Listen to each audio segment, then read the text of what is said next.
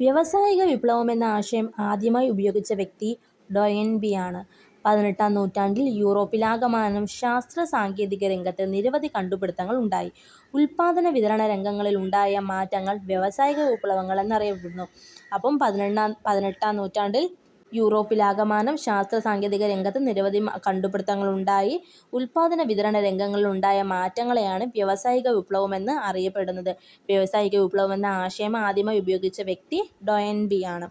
കാർഷിക വ്യാവസായിക വിപ്ലവങ്ങൾക്ക് തുടക്കം കുറിച്ച രാജ്യമാണ് ഇംഗ്ലണ്ട്. അപ്പം 18-ാം നൂറ്റാണ്ടിൽ ഇംഗ്ലണ്ടിൽ ഉൽപാദന വിതരണ രംഗങ്ങളിൽ ഉണ്ടായ മാറ്റങ്ങളെയാണ് വ്യാവസായിക വിപ്ലവമെന്ന് പറയുന്നത്.